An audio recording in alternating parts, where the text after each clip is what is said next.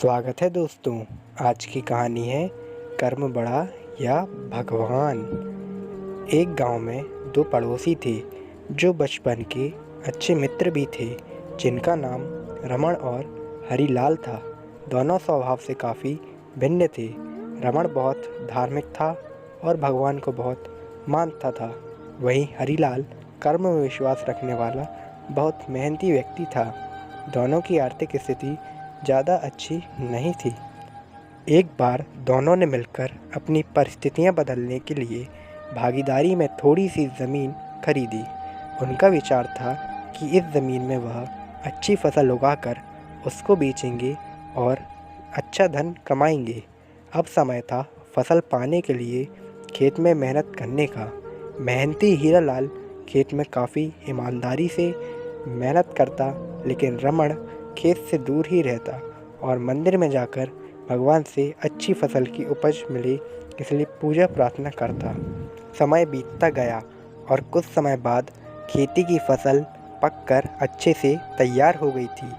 इस फसल को दोनों ने व्यापारी को बेच दिया, जिसके बदले उन्हें व्यापारी से काफ़ी पैसे मिले।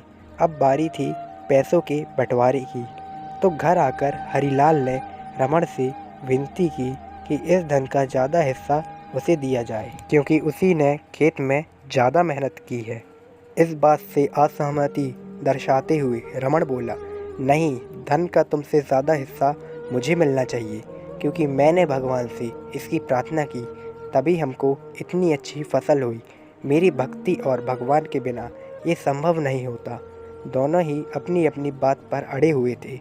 वह दोनों इस बात को आपस में नहीं सुलझा सके। धन के बंटवारे के लिए दोनों गांव के सरपंच के पास पहुंचे। सरपंच ने दोनों की सारी बातें सुनी और उन्हें पता चला कि असली हकदार हरिलाल है। फिर भी रमण की गलतफहमी दूर करने के लिए सरपंच ने दोनों को ही एक एक बोरा चावल का दिया, जिसमें काफ़ी ज़्यादा कंकड़ मिले हुए थे। सरपंच ने दोनों से कहा कि कल सवेरे 7 बजे तक तुम दोनों को इसमें से चावल और कंकड़ अलग करके लाने हैं। कल तुम दोनों के चावल देखकर ही मैं फैसला करूंगा कि किसे इस धन का बड़ा हिस्सा किसको मिलना चाहिए। रमण और हरिलाल चावल की बोरी लेकर अपने घर चले गए। मेहनती हीरालाल ने रात भर बिना सोए चावल और कंकड़ को अलग किया, लेकिन रमण चावल की बोरी को लेकर मंदिर में गया और भगवान से चावल में से कंकड़ अलग करने की प्रार्थना करके सो गया।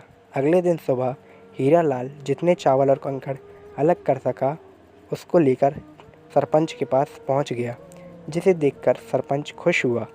रमण वैसी की वैसी बोरी को ले जाकर सरपंच के पास पहुंच गया। सरपंच ने रमण से कहा कि दिखाओ तुमने कितने चावल साफ़ किए हैं।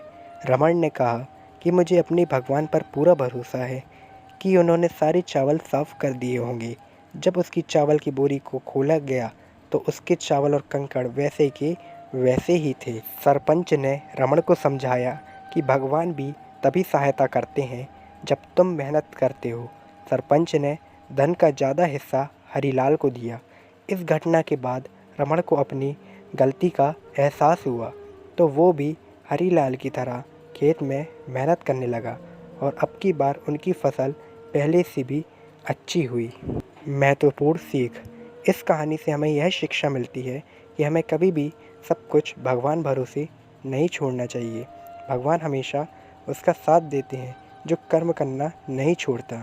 इसलिए हमें किसी भी क्षेत्र में सफलता पाने के लिए ज़रूरी मेहनत करनी ही चाहिए। आज की वीडियो कैसी लगी कमेंट में ज़रूर बताइएगा।